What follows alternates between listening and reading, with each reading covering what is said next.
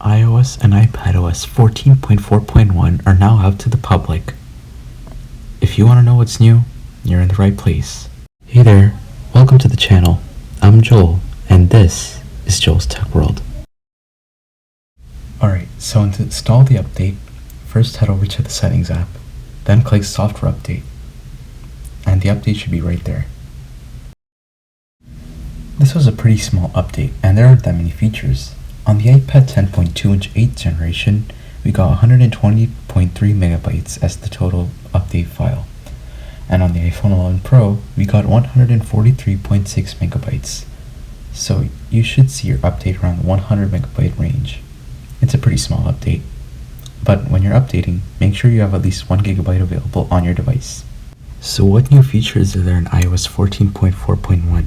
Well, security is a big issue nowadays. And they just found a big security bug where processing maliciously crafted web content may lead to arbitrary code execution. This was affecting WebKit, which is basically the code for Safari and many other browsers that are used on iOS and iPadOS devices.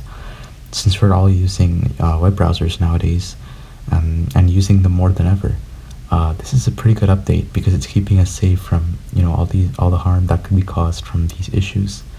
Yeah, so should you update to this version? I'd say 100% yes, unless you're jailbreaking. If you're jailbreaking your device, then don't do it, but otherwise, yes, go ahead and do it. Performance seems to be just fine, but we'll still have to check that out in a few days and see if the battery life and performance is still great. And that's about it for this video. Thanks for watching, and I'll see you in the next one. And while you're here, please consider subscribing to the channel and leaving a like on this video. I'd really appreciate the support. Thanks.